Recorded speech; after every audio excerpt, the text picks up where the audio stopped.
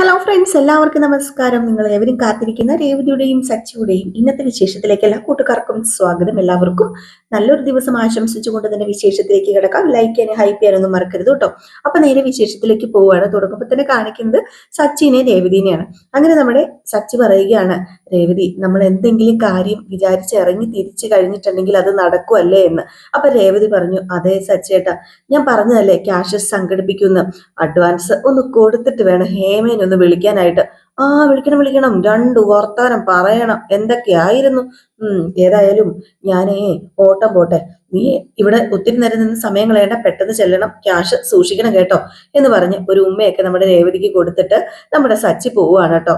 ഒരുപാട് സന്തോഷത്തോടു കൂടിയും സമാധാനത്തോടു കൂടിയും പോവുകയാണ്. ഏതായാലും ആ ഓർഡറൊക്കെ നമ്മുടെ രേവതിക്ക് കിട്ടുമല്ലോ എന്ന് ഓർത്തിട്ട്. ഏതായാലും രേവതി ആണെങ്കിൽ ക്യാഷൊക്കെ എടുത്ത് എണ്ണി തിട്ടപ്പെടുത്തി പോകാൻ തുടങ്ങണം. അപ്പോഴാണ് ഓർത്തത് രവീന്ദ്രൻ അവിടെ ഉണ്ടല്ലോ, രവീന്ദ്രനോട് പറഞ്ഞില്ലല്ലോ.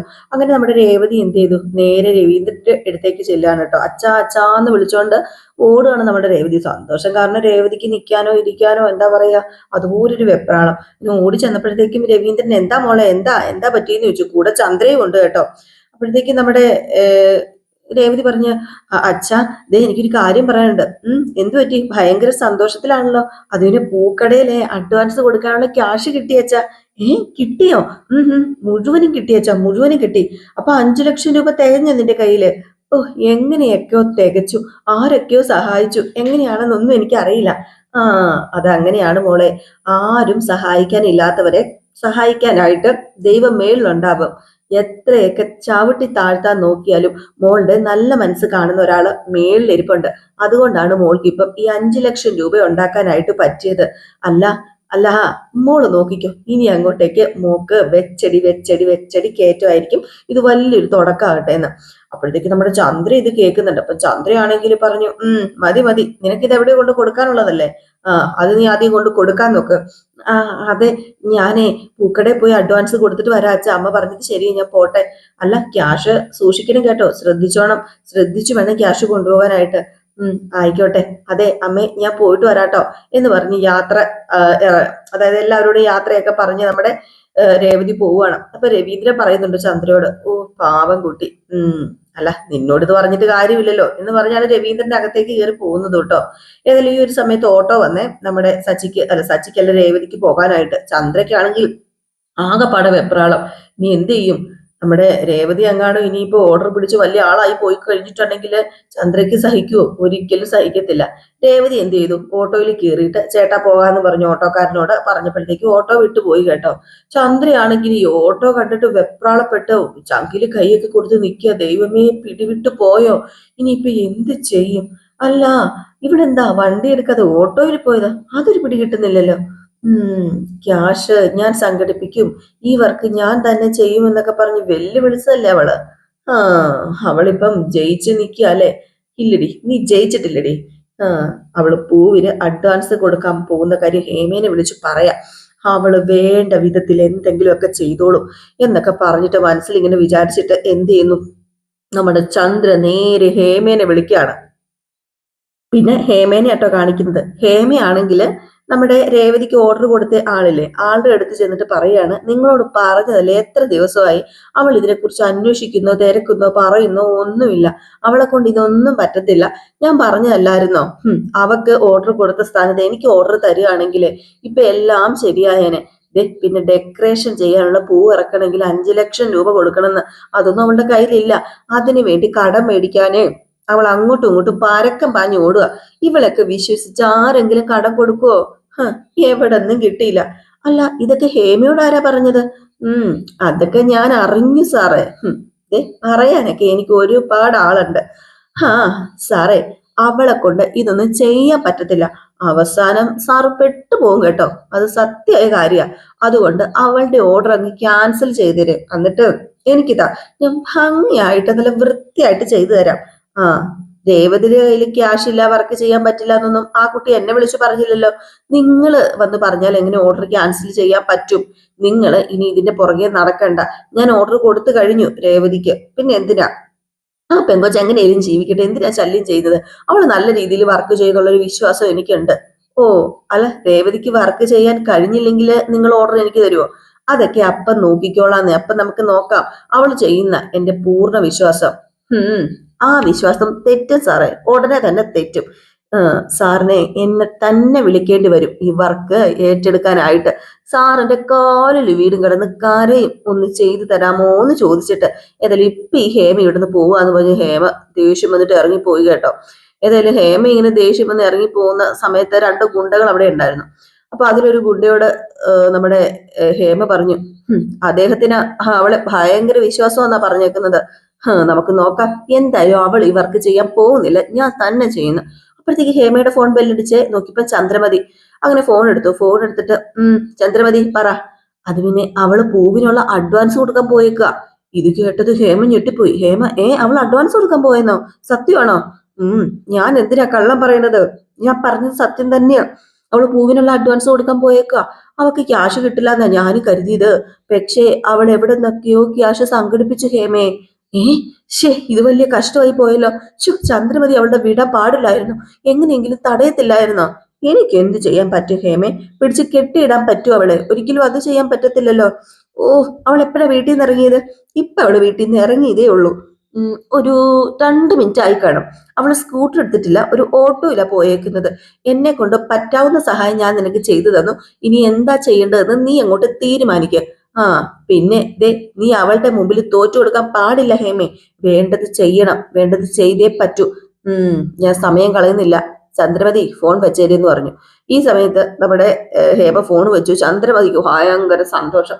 അത്രയും നേരം മുഖത്തിൽ ഉണ്ടാകാത്ത സന്തോഷമാണ് നമ്മുടെ ചന്ദ്രമതിക്കുള്ളത്. അതുപോലെ നിന്നിങ്ങനെ സന്തോഷിക്കുകയാണ്. ഏതായാലും ഹേമ അങ്ങനെ വെറുതെ വിടുവോ? ഇല്ലല്ലോ.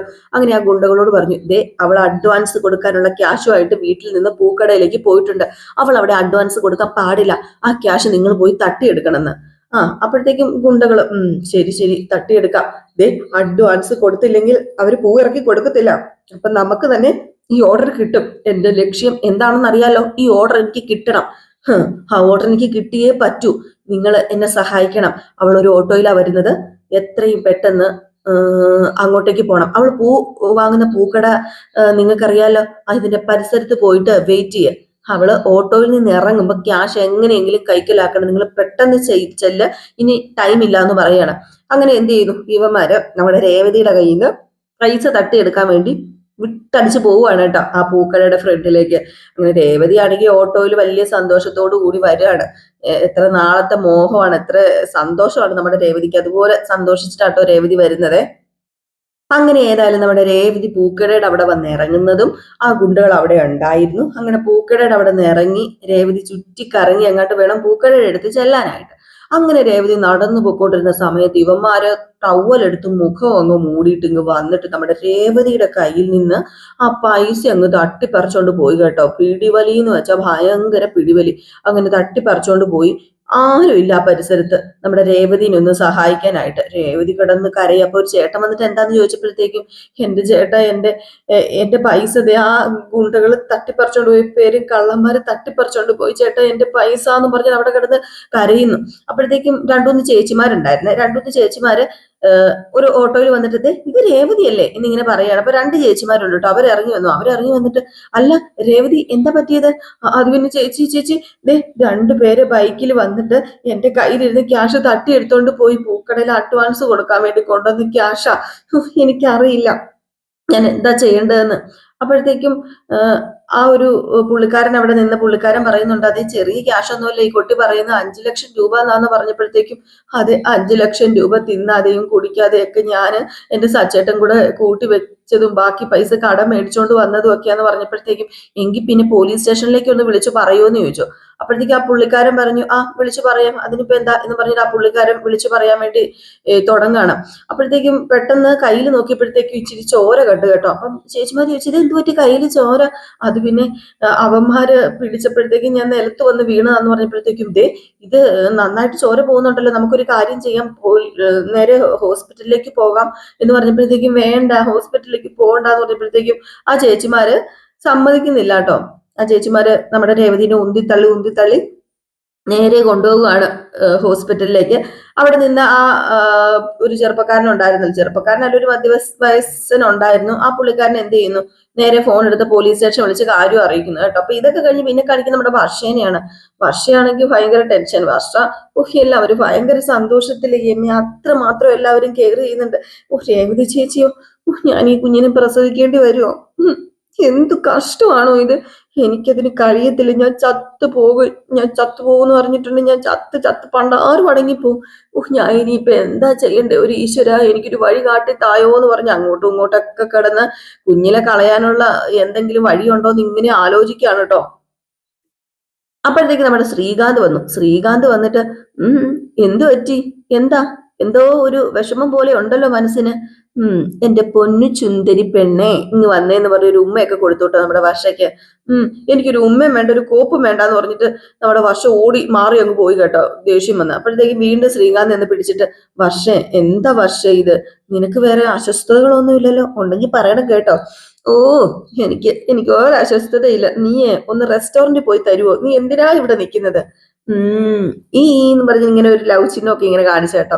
അപ്പോഴത്തേക്ക് നമ്മുടെ വർഷ പറഞ്ഞു, എന്റെ പൊന്നോ, നിന്റെ ഒരു പൂക്കിച്ചിരി നിർത്തിക്കോണം, പൂക്കിച്ചിരി. ആഹാ, നീ എന്തിനാ എന്നോട് റെസ്റ്റോറന്റിൽ പോകാൻ വേണ്ടി തൊഴുത് പറയുന്നതെന്ന് എനിക്ക് നന്നായിട്ട് അറിയാം. നിന്റെ മനസ്സിലിരിപ്പ് നടക്കില്ല മോളെ. ഞാൻ എങ്ങോട്ടും പോകത്തില്ല. ഞാൻ നിന്നെ നോക്കി ഇവിടെ തന്നെ കാണും. ഇങ്ങനെയുള്ള സമയത്തെ ഹസ്ബൻഡ് അടുത്ത് തന്നെ വേണം. എന്നാലേ നീ ഒറ്റയ്ക്കാണെന്നുള്ള തോന്നല് ഇല്ലായ്മയൊക്കെ വരത്തുള്ളൂ. അത് പിന്നെ എനിക്ക് ഒറ്റയ്ക്ക് ഇരിക്കുന്ന ഇഷ്ടമെങ്കിൽ നീ ജോലിക്ക് പോക്കെ മര്യാദയ്ക്ക്. നീ ഇങ്ങനെയൊക്കെ പറയുന്നുണ്ടെങ്കിൽ ഞാൻ കൂടെ തന്നെ വേണമെന്നായിരിക്കും നിന്റെ മനസ്സിൽ, നിന്റെ ആഗ്രഹം. എനിക്ക് അങ്ങനെ ഒരു ആഗ്രഹവും ഇല്ല എന്ന് പറഞ്ഞിട്ട് നേരെ ഛർദ്ദിക്കാൻ വരുവാണ് കേട്ടോ. നേരെ ഛർദ്ദിക്കാൻ വന്നിട്ട് പോയി ഓക്കാനിച്ചിട്ട് പിന്നെ ഛർദ്ദിച്ചോണ്ടിരിക്കുകയാണ് കേട്ടോ നമ്മുടെ വർഷ. അപ്പോഴത്തേക്കും രവീന്ദ്രൻ വന്നപ്പോഴത്തേക്കും വർഷ ഛർദ്ദിക്കുന്നു, പുറം ഇങ്ങനെ തിരുമ്മി കൊടുക്കാണ് കേട്ടോ ശ്രീകാന്ത്. സത്യം പറഞ്ഞു കഴിഞ്ഞിട്ടുണ്ട്, ഇത് കാണുമ്പോഴത്തേക്കും ഭയങ്കര സന്തോഷമുള്ള ഒരു നിമിഷമല്ലേ. ഒരാൾക്ക് ഛർദിലാണെങ്കിലും കാണുന്നവർക്ക് സന്തോഷം തോന്നൂല. പ്രഗ്നന്റിന്റെ ആ ഒരു ഛർദിലാണല്ലോ. അപ്പൊ രവീന്ദ്രൻ വന്നിട്ട് ഇതൊക്കെ ഉണ്ടാകും മക്കളെ, ഇതൊക്കെ ഉണ്ടാകും. ഇതിന് ഹോസ്പിറ്റലിൽ പോകേണ്ട കാര്യമൊന്നുമില്ല. ഇതിനിടയ്ക്ക് ശ്രീകാന്ത് ഹോസ്പിറ്റലിൽ പോകാന്ന് പറഞ്ഞു. എന്നിട്ട് രവീന്ദ്രൻ പറഞ്ഞു, നീ ഒരു കാര്യം ചെയ്യ് മോളെ, അകത്ത് പോയി കിടക്ക്. എനിക്ക് കുഴപ്പമൊന്നുമില്ല അങ്ങളെ, എനിക്ക് ജോലിക്ക് പോകണം, ജോലിക്ക് പോകാൻ വിടുന്നില്ല. അതിന് കാരണം ഉണ്ടെന്ന് വെച്ചോ. പക്ഷെ ശ്രീകാന്ത് എന്തിനാ ജോലിക്ക് പോകാതെ ഇവിടെ നിൽക്കുന്നത്? ഇവന് ജോലിക്ക് പോക്കൂടെ? ഞാൻ പറഞ്ഞിട്ടിട്ട് ഇവൻ കേൾക്കുന്നുമില്ല. അവനോട് ജോലിക്ക് പോകാൻ പറയാങ്കിളെ. അവന് കുറച്ചു ദിവസം ഇവിടെ നിൽക്കട്ടേന്നേ. അവൻ ഇവിടെ നിൽക്കുന്നത് നല്ലതല്ലേ. അവന്റെ ആഗ്രഹമല്ലേ അവന്റെ ഭാര്യനെ, ഗർഭിണിയായ ഭാര്യനെ പരിചരിക്കുക എന്നുള്ളത്. പിന്നെ നിങ്ങൾ അച്ഛനും അമ്മയാകാൻ പോലെ വലിയ അനുഗ്രഹമല്ലേ. നിങ്ങൾ രണ്ടുപേരും അതിന്റെ ഓരോ നിമിഷവും ശരിക്കും ആസ്വദിക്കണം. ഇത് നമ്മുടെ മനസ്സിൽ എന്നും വേണം. ജീവിതത്തിലെ വിലപ്പെട്ട നിമിഷങ്ങളാ ഇതൊക്കെ. അതൊക്കെ ഒരു കാരണവശാലും നഷ്ടപ്പെടുത്താൻ പാടില്ല. കേട്ടല്ലോ? ശ്രീകാന്തെ, നീ കുറച്ചു ദിവസം എങ്ങോട്ടും കുറച്ചു ദിവസം പോകേണ്ട. രണ്ടുപേരും ഒരുമിച്ച് വേണം നിൽക്കാനായിട്ടെന്ന് പറഞ്ഞിട്ട് രവീന്ദ്രന്റെ അകത്തേക്ക് കയറിപ്പോയി. അപ്പോഴത്തേക്ക് നമ്മുടെ ശ്രീകാന്ത് പറഞ്ഞു, പക്ഷേ അച്ഛൻ പറഞ്ഞത് കേട്ടോ, അച്ഛന് ധിക്കരിക്കാൻ പാടില്ല. അതുകൊണ്ട് ഞാൻ ഇനി എങ്ങോട്ടും പോവില്ല, നിന്റെ കൂടെ തന്നെ ഉണ്ടാകും. എന്റെ ദേഹത്ത് തൊട്ടിട്ടുണ്ടെങ്കിൽ വിവരം അറിയും കേട്ടോ. വിടാനാ പറഞ്ഞതെന്ന് പറഞ്ഞ് കെട്ടിപ്പിടിക്കാൻ വന്ന ശ്രീകാന്തിനെ തള്ളി മാറ്റിയിട്ട് നമ്മുടെ വർഷ പെരക്കകത്തേക്ക് കയറി പോവാണ് കേട്ടോ. ഇതേ സമയം പിന്നെ കാണിക്കുന്ന സീൻ എന്ന് പറഞ്ഞിട്ടുണ്ടെങ്കിൽ നമ്മുടെ സച്ചിനെയാണ്. സച്ചി ഇങ്ങനെ ഓട്ടം പൊക്കോണ്ടങ്ങാണ്ടൊക്കെ ഇരിക്കുവാണ്. അപ്പോഴാണ് സച്ചിക്ക് പെട്ടെന്ന് ഒരു ഫോൺ കോൾ വരുന്നത്. സച്ചി ഫോൺ എടുത്തിട്ട് ഹലോ എന്ന് വെച്ചപ്പോഴത്തേക്കും രേവതിയാണ് കേട്ടോ. അപ്പൊ രേവതിയാണെന്ന് അറിയാലോ. അപ്പൊ ഹലോ രേവതി എന്നാട്ടോ വിളിച്ചത്. അപ്പോഴത്തേക്കും ഓപ്പോസിറ്റിൽ നിന്ന്, ഞാൻ രേവതി അല്ലാട്ടോ, എന്റെ പേര് റീന എന്നാണ്. സച്ചിക്ക് എന്നെ അറിയത്തില്ല, ഞാന് ഹോസ്പിറ്റലിൽ നിന്നാ വിളിക്കുന്നതെന്ന് പറയുമ്പോ, ഹോസ്പിറ്റലിൽ നിന്നോ? ഏത് ഹോസ്പിറ്റലിൽ നിന്നോ? തന്റെ ഭാര്യ രേവതി പറഞ്ഞിട്ടാ ഞാൻ വിളിക്കുന്നത്. രേവതി ഇവിടെ കാഷ്വാലിറ്റിയിലാണ് ഉള്ളത് എന്നിങ്ങനെ പറഞ്ഞപ്പോഴത്തേക്ക്, കാഷ്വാലിറ്റിയിൽ അവൾക്ക് എന്നാ പറ്റിയത്?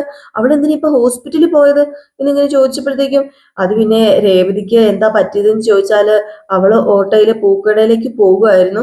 പെട്ടെന്ന് രണ്ടുപേര് വന്ന് അവളുടെ കയ്യിലുള്ള ക്യാഷ് തട്ടിയെടുക്കാൻ വേണ്ടി നോക്കിയെന്ന്. ഇത് കേട്ടതും നമ്മുടെ സച്ചിയുടെ ചങ്ക് പെടക്കിയാണ് കേട്ടോ.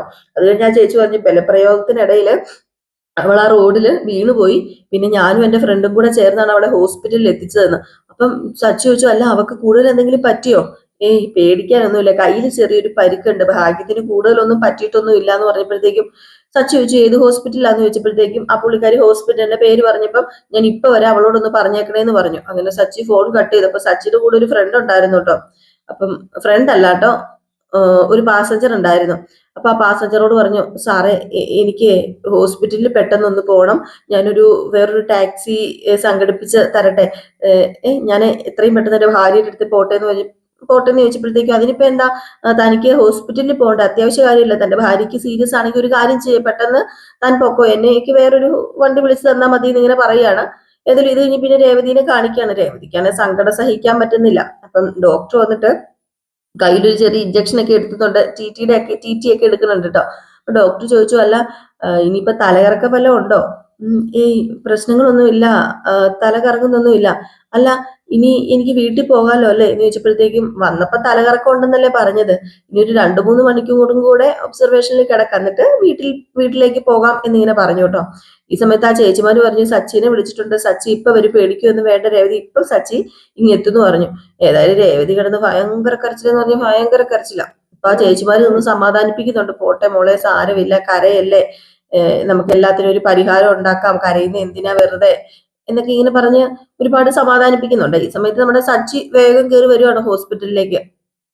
സച്ചി വന്നിട്ട് നമ്മുടെ രേവതി സച്ചിനെ അങ്ങ് കെട്ടിപ്പിടിച്ചിട്ട് കരയാൻ തുടങ്ങിട്ടോ. സച്ചേട്ടാ എന്ന് പറഞ്ഞുകൊണ്ട് ഭയങ്കര കരച്ചിൽ, സ്വപ്നം അല്ലായിരുന്നോ? അങ്ങനെ നമ്മുടെ രേവതി പറഞ്ഞു, ക്യാഷ് മുഴുവൻ പോയി സച്ചേട്ടാ, നമ്മള് കൂട്ടിവെച്ച ക്യാഷ് മുഴുവനും പോയി. നീ കരയാതിരിക്കും രേവതി, എന്തിനാ നീ കരയുന്നത്? നീ ഹോസ്പിറ്റലാണെന്ന് കേട്ടപ്പം ഒരു നിമിഷത്തേക്ക് എന്റെ ഹൃദയം നിന്നുപോയി, നിനക്കറിയാമോ? അത്രമാത്രം ഞാൻ പേടിച്ചു പോയി. കൂടുതൽ ഒന്നും പറ്റിയില്ലെന്ന് അറിഞ്ഞപ്പോഴാ എനിക്ക് സമാധാനമായത്. നീ ഇങ്ങനെ കരയാതെ, എന്തിനാ രേവതി ഇങ്ങനെ കരയുന്നത്? അത് പിന്നെ 5 ലക്ഷം രൂപയാ സച്ചേട്ടാ എന്റെ കയ്യിൽ നിന്ന് പോയത്. പണം പോയത് പോട്ടെ, നമുക്ക് എങ്ങനെയെങ്കിലും ഉണ്ടാക്കാം. നീ എന്തിനാ അവരോട് പിടിവലിക്ക് പോയത്? എന്തെങ്കിലും സംഭവിച്ചായിരുന്നെങ്കിലോ, കൂടുതൽ എന്തെങ്കിലും പറ്റിയിരുന്നെങ്കിലോ? അത് പിന്നെ എന്റെ ദേവു കഷ്ടപ്പെട്ടുണ്ടാക്കി തന്ന പൈസയല്ലേ, അതെനിക്ക് സൂക്ഷിക്കാൻ പറ്റിയില്ലല്ലോ. അതാ എനിക്ക് സങ്കടം വരുന്നത്. അല്ല നിന്റെ കൈക്ക് മാത്രമല്ലേ പ്രശ്നമുള്ളൂ, വേറെ ഒന്നും പറ്റിയില്ലല്ലോ? ഇല്ല സച്ചേട്ടാ, വേറെ പ്രശ്നങ്ങളൊന്നുമില്ല. അല്ല നിനക്ക് കൈ വേദനിക്കുന്നുണ്ടോ? എന്നെ പറഞ്ഞാ മതി, ഞാന് തനിച്ചു വിടാൻ പാടില്ലായിരുന്നു. ഞാനും കൂടെ വരണമായിരുന്നു നിന്റെ കൂടെ. ട്രിപ്പ് ഉണ്ടെന്ന് പറഞ്ഞ് ഞാൻ അങ്ങ് പോയി, അതാ പറ്റിപ്പോയത്. ഞാൻ വന്നിരുന്നെങ്കിലേ ഇതൊന്നും സംഭവിക്കത്തില്ലായിരുന്നു രേവതി. നീ എന്നോട് ക്ഷമിക്ക് രേവതി, എന്നോട് ക്ഷമിക്ക്. ക്യാഷിന്റെ കാര്യത്തില് എനിക്ക് നിന്നെ സഹായിക്കാൻ പറ്റിയില്ല. എല്ലാം നീ ഒറ്റയ്ക്കാ സംഘടിപ്പിച്ചതെന്ന് എനിക്കറിയാം. ലീവ് എടുത്ത് ഞാൻ നിന്റെ കൂടെ തന്നെ വേണമായിരുന്നു. അത് പിന്നെ സച്ചേട്ടൻ എന്തിനിങ്ങനെയൊക്കെ പറയുന്നത്? മനസ്സുകൊണ്ട് എന്റെ കൂടെ സച്ചേട്ടൻ ഉണ്ടായിരുന്നില്ലേ എപ്പോഴും? അപ്പൊ പിന്നെ സച്ചേട്ടന് ഇതിന്റെ ഒന്നും ആവശ്യമില്ല. 5 ലക്ഷം രൂപ സച്ചേട്ടാ ഞാൻ കൊണ്ട് തൊലച്ചത്. നമ്മുടെ മാത്രം ക്യാഷ് അല്ലായിരുന്നു സച്ചേട്ടാ അതില്, നമ്മുടെ അച്ഛൻ തന്ന ക്യാഷ് ഉണ്ടായിരുന്നു. അതുപോലെ ദേവ് ഫ്രണ്ടിന്റെ കയ്യിൽ നിന്ന് മേടിച്ചു തന്ന 1 ലക്ഷം രൂപ ഉണ്ടായിരുന്നു. പിന്നെ ശമ്പളത്തിൽ നിന്ന് മിച്ചം പിടിച്ച ക്യാഷ് വരെ അവൾ എനിക്ക് തന്നു. എല്ലാം ഞാൻ ഒറ്റ കൊണ്ട് തുറച്ചില്ലേ സച്ചേട്ടാ? ഞാൻ ശ്രദ്ധിക്കേണ്ടതല്ലായിരുന്നു? എല്ലാം എന്റെ തെറ്റല്ലേ സച്ചേട്ടാ എന്ന് പറഞ്ഞപ്പോഴത്തേക്കും നമ്മുടെ സച്ചി പറഞ്ഞു, രേവതി നീ കരുതി കൂട്ടി തൊലച്ചൊന്നും അല്ലല്ലോ, എല്ലാവരുടെയും ക്യാഷ് നമുക്ക് കൊടുക്കാൻ പറ്റും. നീ അങ്ങനെ ഓർത്ത് സമാധാനിക്കാൻ പറഞ്ഞിങ്ങനെ രേവതിനെ ചേർത്ത് പിടിക്കുന്ന ഒരു സീൻ കാണിച്ചിട്ടാട്ടോ ഇന്നത്തെ വിശേഷം അവസാനിക്കുന്നത്. അപ്പൊ എല്ലാവരും കാത്തിരിക്കുക അടുത്ത വിശേഷത്തിനായിട്ട്, അടുത്ത വിശേഷമായിട്ട് കാണാം. അതുവരെ എല്ലാവർക്കും ടാറ്റാ, ബൈ ബൈ.